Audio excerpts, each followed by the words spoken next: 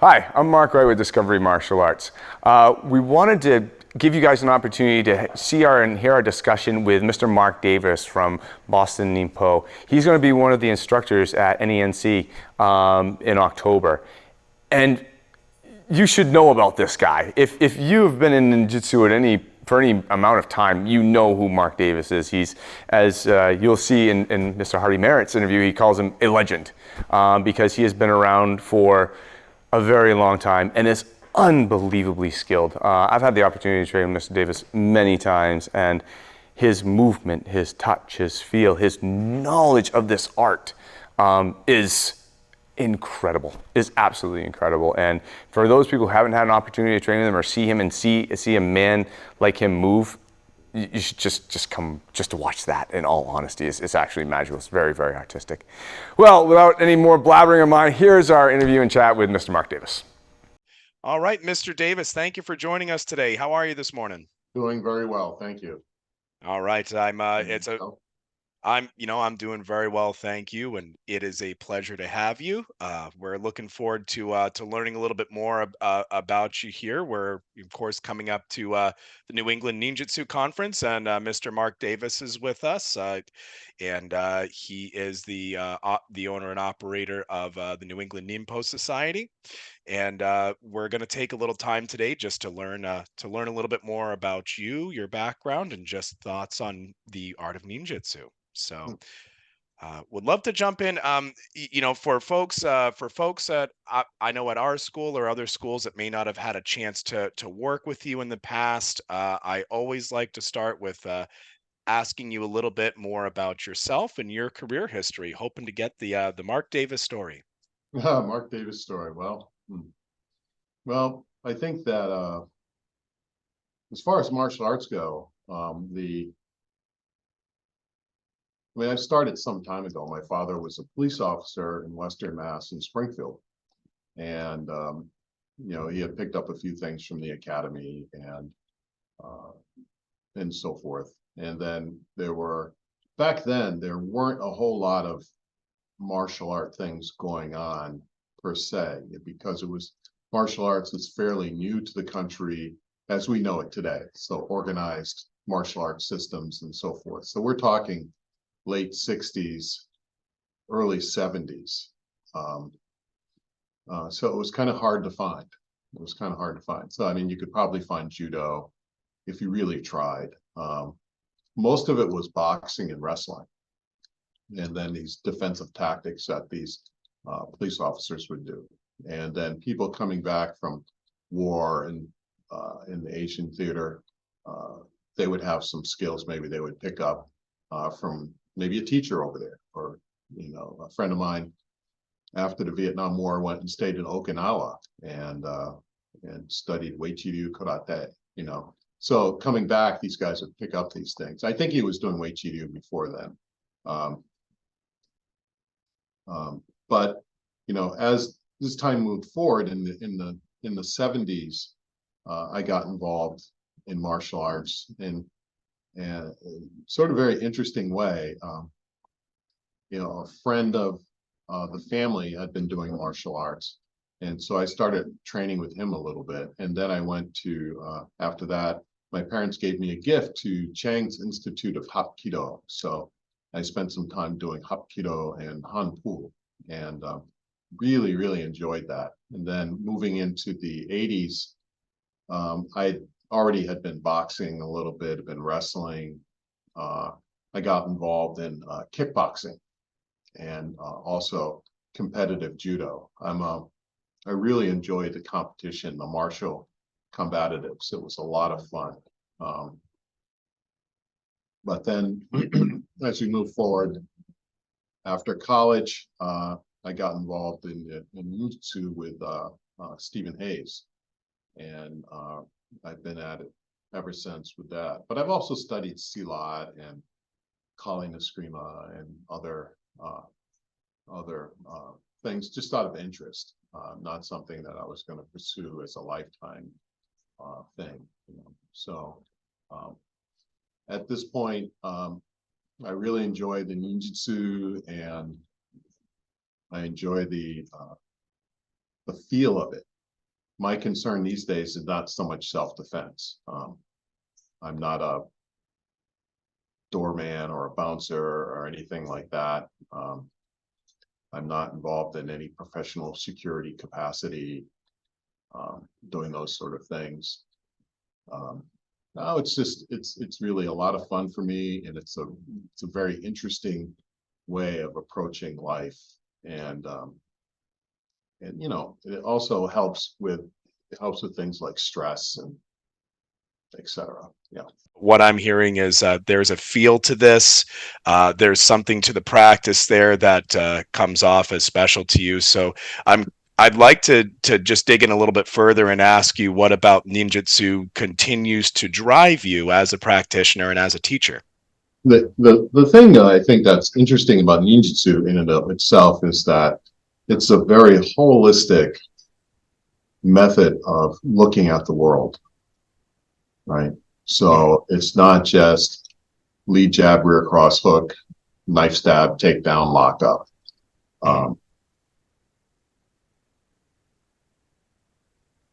I had posted something the other day on, I'm not sure whether it was Instagram or my Facebook page.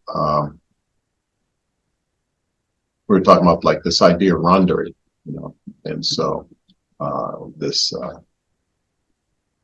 you know, there's all this chaos. In the middle of this chaos, you can glean something, you can catch something that is of some value. Now, we all know through like boxing and judo and things like that, there's the randori where you're applying your technique on somebody, and they're trying to apply their technique on you. And so you reach these stalemates, or you can gain some sort of victory. I find that ninjutsu is a form of randori, like a martial art argument, right? And not an argument where two people are fussing and being negative with each other, but argument in that you're positioning yourself and juxtapositioning yourself in ways that kind of start revealing things about your personality that may be a weakness in your personality, or strength, or something that be a little concerning, or even things like what might despirit you or what charges you up. It really helps with your focus. It really helps with how you carry yourself. Because I feel the better you know yourself, the more honest, if you're willing to be honest with yourself, you can get to know yourself a lot better. Therefore, you can carry yourself in the world in a way that enables you to be a better citizen, a better contributor to society, a better family member. Because you know you might have some shortcomings, you know, and talking with a very close friend of mine, very close friend, and we were talking about anger, right? You know, so we all have like some anger somewhere, you know, and you know, so how do you transform that? How do you actually use it to be a successful person? I mean, it doesn't mean that when people think about anger, they think negative, right? I mean, I think it's okay to get angry about things, but I learned that through ninjutsu training. It's okay to be angry. It's okay to be scared. It's okay to worry. But as long as it doesn't become obsessive, right? So when you become obsessed in one of those areas, you become overly obsessively angry, or overly excessively fearful, or worrying way too much, then it can be a problem. Just like applying a technique, when you're applying a technique, if you apply it too much, it's not going to work. You got to kind of be in between. You got to in between applying the technique in a way that is not too provocative, but at the same time it's effective, right? And so this, you know, staying right there in the middle is and steady. A lot of these things can be a benefit, and so for me, ninjutsu has taught me to deal with these things that society would call a negative emotion in a way that it becomes positive, you know. And a lot of people won't go there. They won't go there. Oh, you know, they'll think it's fearful or, you know, overly dramatic and this and that. No, you got to go there. You got to go there to work it out. You got to face it square on. And ninjutsu has really taught me how to face those things square on rather than just put them away, right? And now, how I got there to that position, I'm not entirely sure how I got there, but I know that Stephen Hayes, a lot of his teachings, where he would, a lot of introspection, and it made me think a lot about things, you know, and you know, so ninjutsu, the art of spiritual endurance, you know. I think it's very, very important to be able to get to that point where our hangups aren't hooking us, you know, where we're not being hooked by these hangups. And I think it's real important, but you gotta be willing to face it. And so for me, at this point in my life, those things are really important. The fighting aspect, yeah, sure, I enjoy that. You know, I go out and I still, like I said, I still train with other martial artists and still do other styles. But that kind of emphasizes the point that I go out and have friendly training with other martial arts styles. I'm not looking to become a master in their style or go to beat them up and show them how tough I am. I'm kind of just generally curious about how they do things, you know. So I had to gather that information. I'm like, hey, they're doing these things this way. Now, not that I'm going to take those on and use them, but maybe at one point it would be, back in the 70s, it might have been, yeah, hey, let's go see what these guys can do. Let's go spar with them. Let's see if we can defeat them. Mm-hmm. That's not me anymore. So I really know I look forward to hearing and seeing more about as time goes along, and we're lucky to have a gentleman like yourself here to help us do that. So you know, to kind of jump to something a little bit more granular, you know, can you tell me a little bit more about your approach to training, just in the sense of what methods may have worked best for you and your students? That's a lot of stuff. There's probably a lot in that question, but if you have, yeah, maybe a couple top selections. Yeah, I think as far as the training methods go, I think starting with the fundamentals and living with the fundamentals. I don't think there's any real. There is advanced training, but advanced training is a bunch of fundamentals stacked up in a certain formation, right? So if you don't have a solid foundation in the fundamentals, your technique won't work really well when it's under pressure. Now, people say, well, you know, so-and-so has the fundamentals this way, this person has the fundamentals that way. We all have our own expression of the fundamentals because of who we are and our unique nature, you know. So I think that things like, for self-defense, I think generally awareness is number one on the list. Number one. And that's not only this omni approach to our environment where we're tuned in to everything, but it's also our inner awareness, right? And how we act and react to the environment as it changes. And I think that's essential. That's an essential thing. And from there, you would build your fundamentals. Now, we're lucky enough to have in the Ninpo Taijutsu, we're lucky enough to have a wide range of skills that enable us to be able to address a lot of problems, right? And so we don't know what's going to unfold the next day. I don't know what's going to happen when I walk out that door. You never know, right? So it's sort of this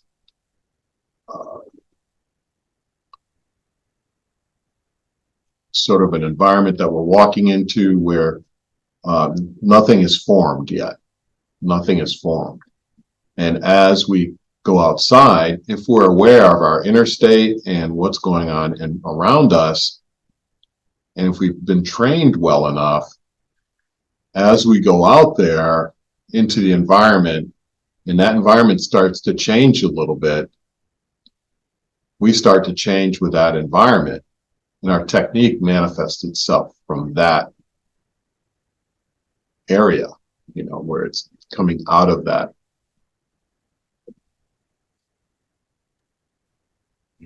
manifestation, I guess. It just appears. Now our technique is there. Now our technique is there. But we don't. So in the fundamentals, I would say that, you know, learning good balance, breathing, using your legs, using your entire body to be able to protect yourself is essential to good martial arts skill, not just Ninpo Taijutsu, just good martial arts skill.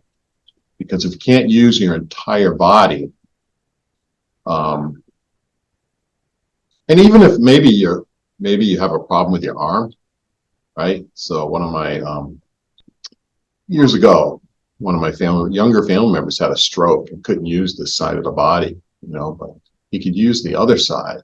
But he actually learned how to use this side also, you know, so the side that wasn't working or wasn't moving, you know.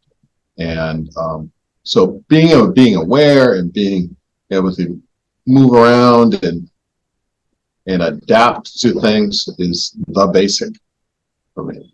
Right. And then later on, there's these approaches where you look at, you know, how do you orchestrate things so you can escape, or how do you disappear? But the fundamental of just this awareness, this inner and outer awareness, and these coming together and adapting and something manifesting from that is like real important. I mean, you wouldn't teach a white belt that. I mean, we're talking first degree black belt. You know, understand the white belts, they're just learning how to, hey, I'm balling up a fist and I push it this way, you know, and, you know, oh, one of those fists are coming at me, so I need to get out of the way and parry that somehow, or, you know, these types of things. And, yeah, I mean, that's how I would start. And from that point, you know, we would work on developing technique. Gotcha. That's fantastic. From your perspective, you've had a lot of history training in, you know, in Ninpo Taijutsu, and over time, you've developed a lot of perspective that I can't have. I'm wondering what you think. What challenges does ninjutsu face as an art and as a system over the next decade? You know, particularly here in America. Hmm. I think that, and this is my best guess because I'm not sure what's going to happen in the future, but I think that the idea of maintaining some sort of structure and order in order for this to move forward, but not be clamped down by it, right? So a lot of times people will take a technique and they'll say, hey, this is the only way it's done. I went to see this teacher, and this is where it's confusing as far as the training goes, because, you know, I went to this teacher and he showed it this way, and I went to this teacher, he showed it this way. And, you know, I was visiting some of my friends in Japan, and, you know, and I would ask the same question, right? And you get similar answers, but they definitely were different, right? In the sense that they looked different, but they had the essentially the same principle or idea. When I came back to the States, I would ask Mr. Hayes that, and, you know, there it is. You know, he would do it different, and but it wasn't wrong, right? And so I think one of the biggest challenges we have with moving forward in the future is that understanding that this is the principles and concepts of our martial art hold true through time. But those principles and concepts have to really stay strong and firm in how they're understood and how they're transmitted forward into the future. Because what can happen is that suddenly somebody's doing, oh, well, yeah, I did ninjutsu. Now I've created my own system of ninjutsu, right? And I think that's okay. You know, people can do that, but suddenly they abandon the principles and they're coming up with, they run over here and do a judo thing and a penjak salat thing. You know, both systems I really enjoy, but they run, and then they take stuff out of there and they put boxing on it and they, okay, so this is ninjutsu. Well, no, you kind of, it's not ninjutsu, you know, you kind of left it over here and you kind of ran over here and got these principles and put them together and you created your own martial art. And, you know, hey, you know, people do it all the time. There's nothing wrong with that, right? There's nothing wrong with that, but don't call it ninjutsu, right? And, you know, it's important to stay true to the principles and tactics and then develop our skill from there, right? And so the problem is moving that forward into the future. Can that be maintained, right? So you have this idea of these techniques that are effectively formless, right? But formless in the sense that something hasn't been applied to them, you know, and then when something's applied to them, then this thing blossoms, right? So you have a principle that might be kind of here that's formless, and then you apply something to it, and suddenly that principle activates, and now you have this technique, right? What I'm afraid is going to happen is that there won't be any principle. And then people, they'll have the uniform and, you know, the kanji and, you know, and suddenly, no, I'm doing ninjutsu. No, you're not, you know. And so that's very concerning for me in the sense that, you know, will we lose that over time? And, you know, geez, geez willikers, do we write it down and pass it on, or I don't know. It's a very tough thing to do. It's a hard, you know, ninjutsu is not a simple system to learn, right? You just can't look at it and look on a piece of paper. Oh, okay, I get the principle. You have to actually go out and practice it, and then it starts to take root within you, and then you become that part of the art, right? And so how do you transmit that? Well, you can't transmit it on a scroll. Maybe you can read, if somebody's really good at writing about history, maybe you can catch a feeling of it, you know. So a big part of what we're hoping to do with this event is give everyone an opportunity to maybe better understand some of these principles, some of these concepts, some of these philosophies and ideas that are germane to ninjutsu, so that that way we can continue to transmit them in our training. It kind of brings me to my next question, which is, specific to the New England Ninjutsu Conference. What are some of the key benefits and takeaways you're hoping, students and teachers who attend this event will be walking out with? What do you hope they gain? I think that one is hope that people who are attending the event are inspired by the trainings, and with that inspiration that they continue to pursue and really get hungry to move forward to explore more.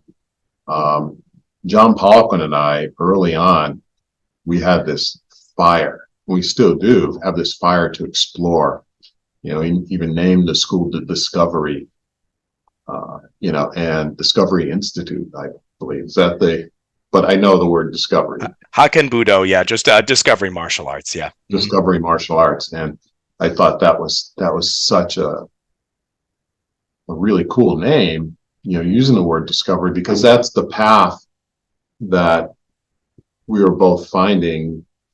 We were finding out a lot about ourselves and each other, and there were challenges, obviously, in training, and you're constantly exploring and looking for and developing the skill within yourself. So I'm really hoping that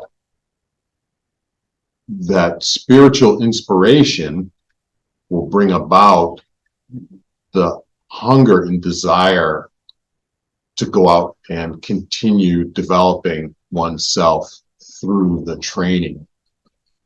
And it's carried us forward for a long time, you know, and I think it was the inspiration of Stephen Hayes and Dr. Hatsumi that drove this forward. I mean, I could have been doing a lot of other martial arts, right? But why was it that I stuck with this? And it was this deep spiritual feeling of wanting to, you know, turning this spiritual energy, turning into this hunger, turning into learning more about this very amazing martial art, this deep martial art. And so I'm I'm really hoping that maybe there's some spark of inspiration that, you know, the techniques come and go, but you see something, go, wow, that's cool, and that kind of sparks you to want to learn more. You know, it's like, wow, yeah, there must be more to this subject. Yeah, there probably is, you know. And so that's what I'm hoping for. You know, I'm looking at a spot where Mr. White and I are certainly, you know, working with our school and trying to see what our next steps are. I know, speaking with other instructors and school owners, that there's a general sense that we're maybe all in the same boat here. So from your experience, what notes would you have for us? How can we, as, you know, students of this art and leaders in this art, ultimately build a stronger community with one another? I think, you know, the idea, going back to this idea of an inspiration, you know, where people are inspired and then motivated to really explore and discover things about themselves in a positive manner that really enable them to be pillars in their society or in their communities. You know, people don't, you know, it doesn't mean you have to run out and run for mayor and stuff like that, but you could just, you know, people, when they get around you, they're like, man, it's just, this guy, this gal, they're just so cool to be around, you know, just so chill, and they're so solid in how they approach life, you know, and gosh, I'd like to be like them, you know. I think that's really important. And not be every time they get around you, it's like a downer. It's like, oh, you know, I don't want to be around those people, you know. And whereas being inspiration, I think, is very important. So as instructors and as leaders, it's important to be an inspiration, you know. And our dojos should be an inspiration to our community also. You know, it shouldn't just be a place, oh, it's the karate place up the street, you know, ninja guys, you know, oh, okay, you know. When people walk by, there should be some level of, wow, that's such a cool place to be. And look, they were doing stuff in the community, helping people. Yeah, the guys from Boston Martial Arts Center. They were over at the Alston Main Street's street block party, and they were there helping out, and yeah, oh great, yeah, and they're just really great, and they're it's just these types of things, where they people are inspired by who we are and what we do and things of that nature, and not a downer, so. I very much look forward to training with you at NENC. It sounds like we're going to have a great time. There's going to be a lot to take out of this working with you here. I know we're about down to 2 minutes and 19 seconds here on the timer. So I want to take that time to again say I appreciate you taking the time to sit down with me and talk about this. It's an interview ultimately, but it's something that I actually personally am learning from and gleaning a lot out of here for myself. So that's the kind of interview that I like to do. So thank you again, Mr. Davis, and we'll look forward to speaking with you here. I'll get in touch with you offline here in a couple moments, but looking forward to people hearing more about what you have to say. I think it's important for my students to hear, for our students to hear, and for other folks looking to move forward in this art. It's going to be important to keep those perspectives in mind. So we will chat again soon, and I will be in touch. Thank you very much, sir. Thank you. I so appreciate the event that y'all are putting on, and I'm looking forward to seeing how it goes. It's kind of exciting. It's a big deal. All right. Have a great day. You. Take care. Bye-bye. Bye-bye.